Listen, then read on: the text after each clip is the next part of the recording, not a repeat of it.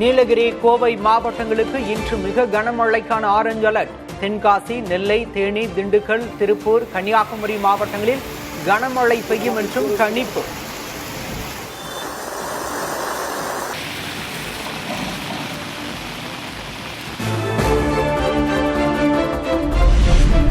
கோவை, நீலகிரி, தேனி, திண்டுக்கல் மாவட்டங்களுக்கு நாளை orange alert. Tenkasi, நெல்லை, ஈரோடு, சேலம், தருமபுரி உட்பட 12 மாவட்டங்களில் நாளை கனமழை.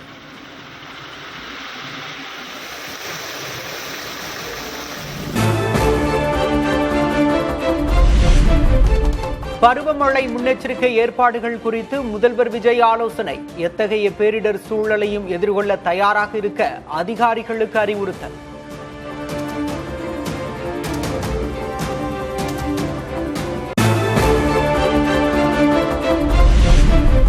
முன்னாள் அமைச்சர் KN நேரு மீது லஞ்ச ஒழிப்புத்துறை வழக்கு பதிவு. சென்னை உயர்நீதிமன்றத்தில் தமிழ்நாடு அரசு தகவல்.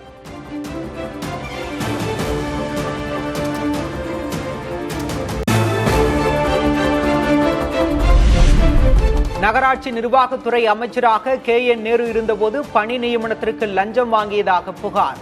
திமுக ஆட்சியில் வழக்கு பதிவு செய்யாமல் காலம் தாழ்த்தியதாக கூறப்பட்ட நிலையில் தாவேக ஆட்சியில் நடவடிக்கை.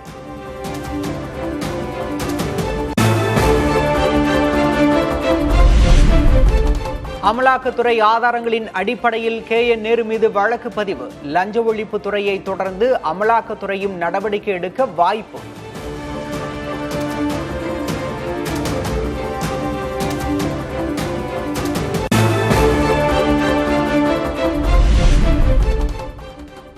அடுத்த விசாரணை வரை நடவடிக்கை இருக்காது என்ற முந்தைய அரசின் உறுதிமொழியை மீறி FIR பதியப்பட்டது எப்படி என தலைமை நீதிபதி கேள்வி. முந்தைய தலைமை வழக்கறிஞரின் உறுதிமொழி தன்னை கட்டுப்படுத்தாது என தற்போதைய தலைமை வழக்கறிஞர் பதில்.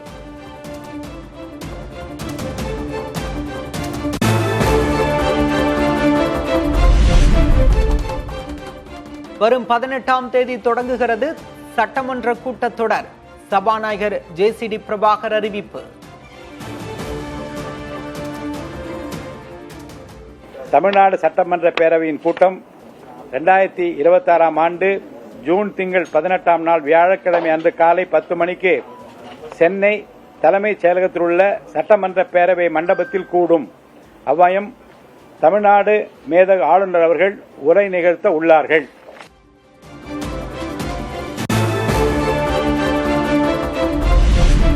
மிகுந்த எதிர்பார்ப்புக்கிடையே நடந்து முடிந்தது தாவேக அரசின் முதல் அமைச்சரவை கூட்டம். முதல்வர் விஜய் தலைமையில் சுமார் 1.5 மணி நேரம் ஆலோசனை.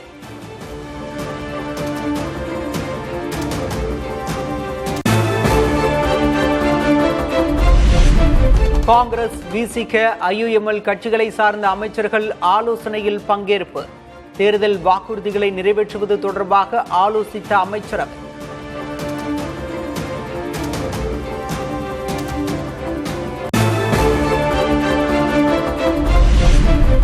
தாவேக அரசின் இலக்கு குறித்த அமைச்சரவைக்கு முதல்வர் விஜய் வழிகாட்டியதாக அமைச்சர் நிர்மல்குமார் பேட்டி. லஞ்சமில்லாத ஆட்சி, போதையில்லா தமிழகமே இலக்கு என்றும் விளக்கம். லஞ்ச லாவணி மற்றும் நல்ல ஒரு ஆட்சி, போதை இல்லாத தமிழகம் மற்றும் அனைத்து துறைகளுக்கும் இதே மாதிரியான ஒரு தொலைநோக்கு பார்வையுடன் முதலமைச்சர் அவர்கள் வகுத்து கொடுத்திருக்கிறார்.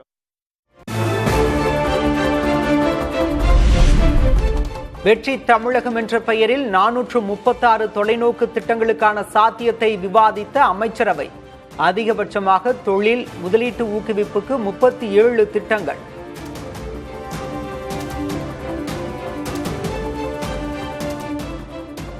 வெற்றி தமிழகத்தின் தொலைநோக்கு திட்டங்களாக ஒவ்வொரு துறைக்கும் சுமார் ஒரு 436 திட்டங்களை முதல்வர் கொடுத்திருக்கிறார். ஒவ்வொரு துறைக்கும் என்னென்ன இலக்கு, அதாவது எதை நோக்கி அவங்க பயணிக்கணும் அப்படின்னு ஒரு இலக்கை நிர்ணயித்திருக்கிறார்.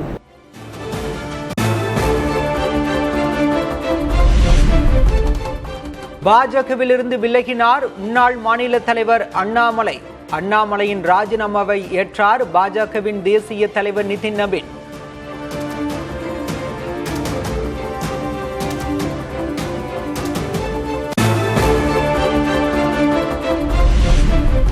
பாஜகவுடனான அண்ணாமலையின் 6 ஆண்டுகால அரசியல் பயணம் முடிவுக்கு வந்தது. அண்ணாமலையை கட்சியில் தக்க வைக்கும் பாஜகவின் முயற்சி தோல்வி.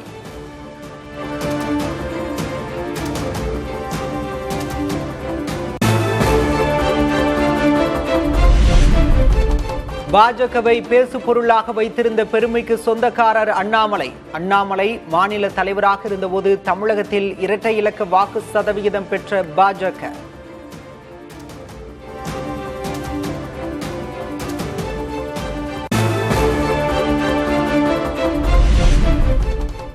தமிழனா இந்தியனா என வடமாநிலத்தவர் தன்னிடம் கேள்வி எழுப்பியதாக அண்ணாமலை ஆதங்கம். பெருமைமிகு இந்தியன், பாரம்பரியமிக்க தமிழன் என்பதே தனது அடையாளம் என்று விளக்கம்.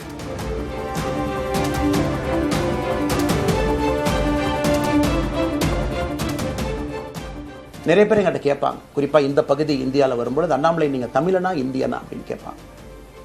இது எனக்கு ஒரு பெரிய கான்ஃபிளிக்டிங் கொடுக்கக்கூடிய ஒரு விஷயம். Are you a Tamilian, are you an Indian?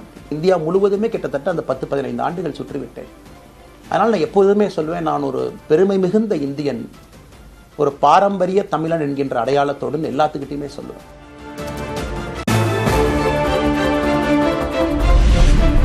பாஜக தலைவர்களுடன் 18 மாதங்களுக்கு மேலாக கருத்து வேறுபாடு நிலவியதாக அண்ணாமலை விளக்கம். தனது கருத்துக்கு பாஜக தலைமை செவிசாய்க்கவில்லை என்றும் குற்றச்சாட்டு. பாரதிய ஜனதா கட்சியினுடைய தலைவர்களுக்கு சொல்றேன், 18 மாதங்களாக எனக்கு இருக்கக்கூடிய கருத்து வேறுபாடுகளை மிக பொறுமையாக, வெளியில கத்தி கூச்சல் போடாம மிக பொறுமையாக 18 மாதங்களாக எல்லா இடத்துலையும் சொல்லிக்கிட்டே வர்றேன்.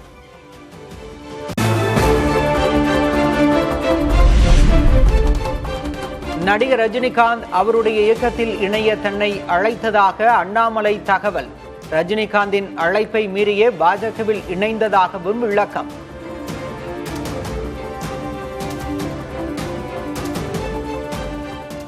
திரு சூப்பர் ஸ்டார் அவர்கள் இங்க டெல்லியிலிருந்து திரும்ப வரணும், அவருடைய இயக்கத்தில் இணைய வேண்டும் என்ற வேண்டுகோளை ஆகஸ்ட் 24 ஒரு நாளைக்கு முன்னாடி பிஜேபியில் சேரும்பொழுது வைத்த பொழுது, அன்னைக்கே ரஜினிகாந்த் ஐயா பேசி அந்த ஃபோன் காலுக்கு முதல் முறையாக மறுத்து, ஐயா மன்னிச்சுக்க என்னால் வர முடியாது என்று சொல்லி பாரதிய ஜனதா கட்சியில் அடுத்த நாள் இணைத்துக் கொண்டேன். அதன் பிறகு சூப்பர் ஸ்டார் அவங்களை பார்த்து மன்னிப்பு கேட்டேன். அவரும் பெருந்தன்மையாக அவருடைய அரசியல் பாதையை அவரும் பெருந்தன்மையாக அடுத்து தீர்மானித்தார்.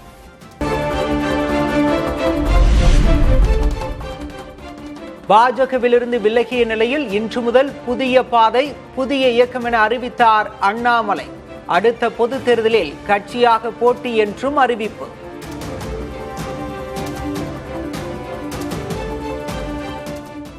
ஆனந்தமாக, அன்போடு தமிழ்நாட்டில் ஒரு அரசியல் இயக்கத்தை நாம் துவங்க இருக்கின்றோம். இது அரசியல் இயக்கமா, கட்சி இல்லையா அப்படின்னு நீங்க யாரும் கேட்கவே வேண்டாம். கண்டிப்பாக தமிழகத்தில் அடுத்து நடக்கக்கூடிய தமிழகத்தினுடைய பொது தேர்தலில் நம்முடைய கட்சி போட்டியிடும், அதில் எந்த மாற்று கருத்தும் இல்லை. அதற்கு நம்ம தயார் பண்ணணும், நிறைய லீடர்ஸை தயார் பண்ணணும்.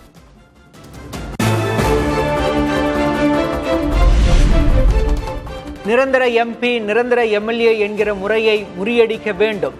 அரசியலில் சண்டை போடுவது நோக்கமல்ல, மாற்றமே இலக்கு என்றும் அண்ணாமலை விளக்கம்.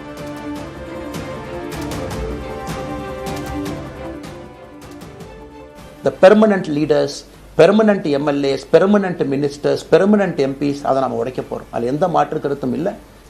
No chair is permanent for anybody. அதில் நம்ம ரொம்ப தெளிவாக இருக்கின்றோம். ஸோ அதனால தான் நம்முடைய இந்த மூமெண்ட்டினுடைய கொள்கையே மாறுவோம், மாற்றுவோம். Let us also change to bring change. இந்த ரெண்டையும் செய்வோம்.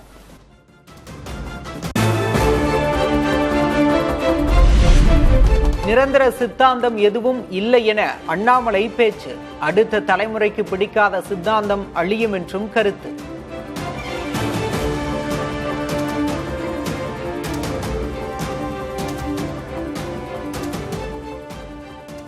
ஒரு ஐடியாலஜி பார்த்தீங்கன்னா ரைசஸ் அண்ட் ஃபால்ஸ். எந்த ஐடியாலஜியும் பெர்மனன்ட் நான் பிடிச்சிருப்பேன். கம்யூனிசம் 100 ஆண்டுகளுக்கு முன்பு எப்படி இருந்த ideology, for right movements, for left movement, centrist movement, liberal movement, ஒரு அரசியல் சரித்திரத்தை பார்க்கும் பொழுது அந்த ஐடியாலஜி தன்னைத்தானே மாற்றிக்கொள்ளவில்லை என்றால், அடுத்த தலைமுறைக்கு தேவையான வசதியை செய்து கொடுக்கவில்லை என்றால், அது எந்த ஐடியாலஜியாக இருந்தாலும் அது அழியும் என்பதுதான் காலத்தினுடைய கட்டாயம். நாம் பார்த்துக்கிட்டு இருக்கோம். நாம் அதை தாண்டி நிற்கணும்.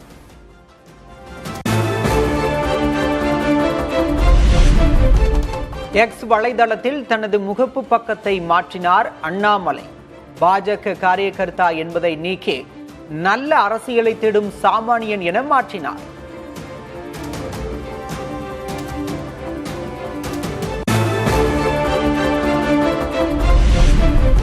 அண்ணாமலை விலகியதால் எந்த பாதிப்பும் இல்லை என தமிழ்நாடு பாஜக தலைவர் நயினார் நாகேந்திரன் பதில். பாஜக சித்தாந்தம் அடிப்படையிலான கட்சி என்றும் விளக்கம்.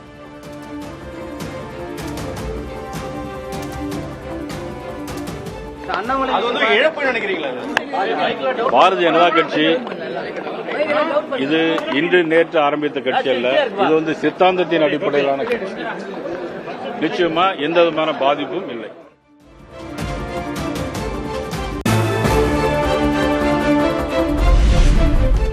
தாவேக, காங்கிரஸ், இடதுசாரிகள், பிசிக மற்றும் ஐயுஎம்எல் கூட்டணியை தமிழ்நாடு சமூக நீதி முற்போக்கு கூட்டணி என பதிவிட்ட பிரவீன் சக்கரவர்த்தி, தமிழ்நாடு சமூக நீதி முற்போக்கு கூட்டணியின் முதல் எம்பி வேட்பாளர் என்றும் பெருமை.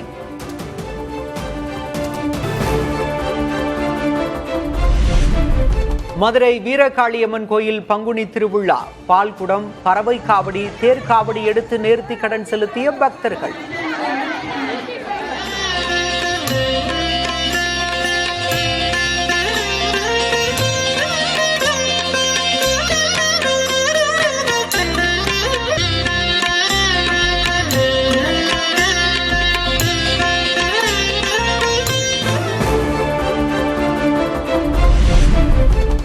கரூர் திருநாராயணபுரம் வேத நாராயண பெருமாள் கோயில் வைகாசி தேரோட்டம் கோலாகலம்.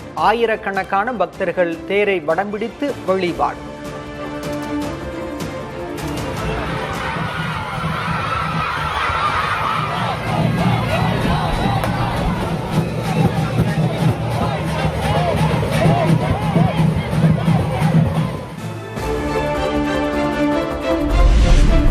ஈரோடு மாவட்டம் தாளவாடி மலைப்பகுதியில் யானை தாக்கி மேலும் ஒருவர் உயிரிழப்பு. கடந்த 2 நாட்களில் யானை தாக்கி 2 உயிரிழந்ததால் மலை கிராம மக்கள் அச்சம்.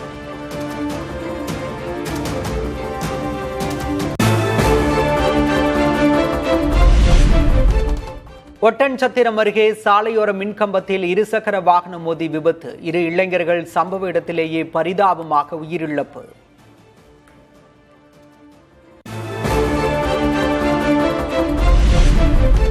தாம்பரம் ரயில் நிலையத்தில் அடிப்படை வசதிகள் இல்லாமல் பயணிகள் கடும் அவதி. உரிய நடவடிக்கை எடுக்க வலியுறுத்தி தெற்கு ரயில்வே பொது மேலாளருக்கு மதுரை எம்பி சு வெங்கடேசன் கடிதம்.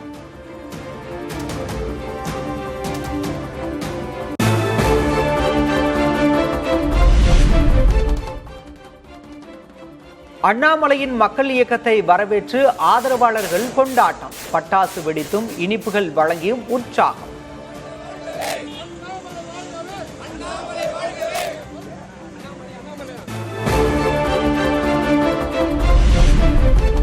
தங்கம் விலை சவரனுக்கு 400 ரூபாய் குறைந்தது. சென்னையில் கடந்த 2 நாட்களில் ஆபரண தங்கம் விலை சவரனுக்கு 560 ரூபாய் குறைந்தது.